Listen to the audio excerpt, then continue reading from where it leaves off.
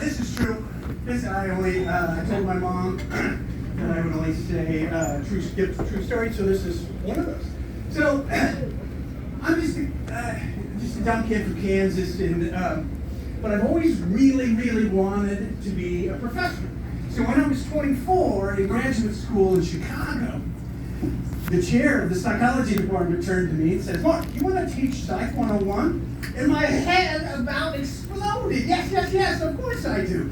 And he goes, "Okay, here's what you got to do. Immediately you have to not only get all your ducks in a row, but you have to select a textbook." And I go, "Okay, all right, I'm going to do it."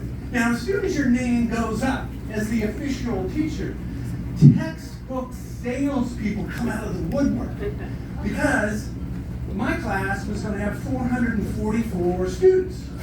And for a textbook publisher, that's big bucks. Now, the most aggressive textbook salesperson was Becky. Becky said, "You, Mark, need to buy Philip Zimbardo's textbook." Philip Zimbardo.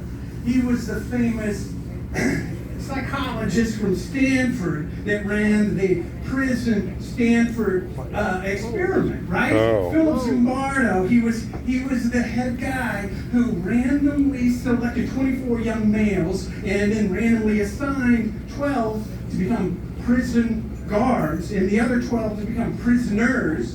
And they went down into the basement of the Stanford Psych building and they created this prison. And things went sideways immediately, right? They had to shut the whole thing down in 6 days because the prison guards leaned into their roles as prison guards and they became aggressive and mean and power hungry, and the prisoners did what they were told. They were pushovers.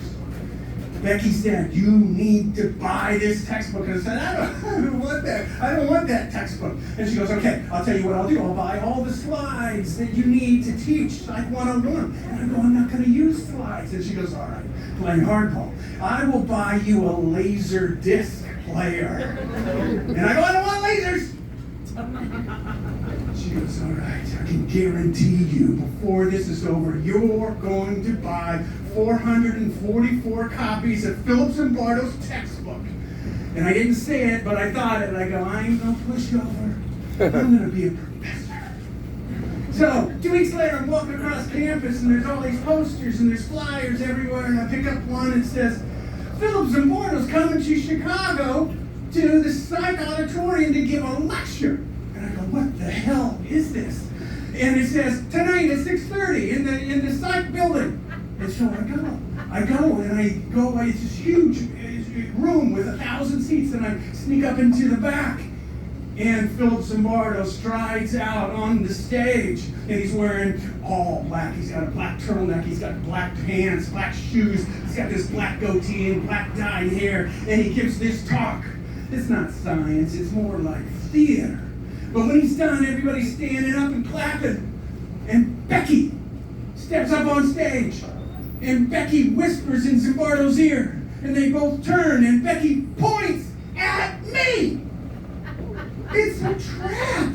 And I was a dumb idiot that fell for this trap. And now Philip Zimbardo and Becky are walking up the stairs towards me. And it was like I was looking for someplace to hide. And Philip Zimbardo gets to me and he puts his arm around me and he goes, "We need to talk, son." And I go, "Yes, sir. Yes, sir." And we follow Philip Zimbardo and Becky down the stairs to the basement of the Psych building, to the mail room. And Philip Zimbardo goes, "Sit down, son." And I sat on this bench, and he sat right next to me, his leg touching my leg. And I said, "Keep it together, Pitzer. Keep firm, keep strong." But I felt like a pat of butter on a hot griddle.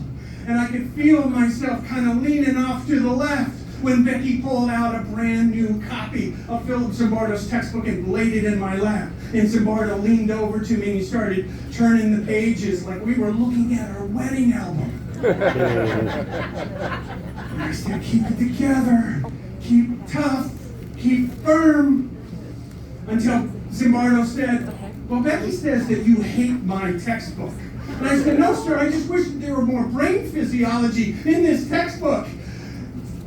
And I could feel the butter pooling around my feet as Becky handed me a pen and a contract.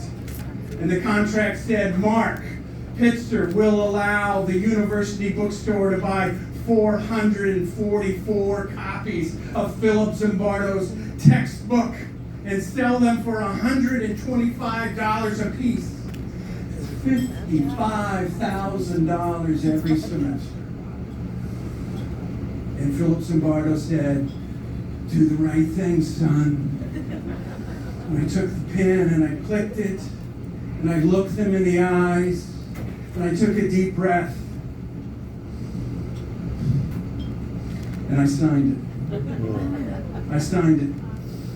And I handed the contract back to Becky and the pen, and I stood up, and Philip Zimbardo said, you did the right thing, son. And I walked out of that mailroom like I was walking out of prison cell, with Philip Zimbardo's words in my head. And I think, I did the right thing, didn't I? I signed that contract. I signed it, Mark Pitzer voids this contract.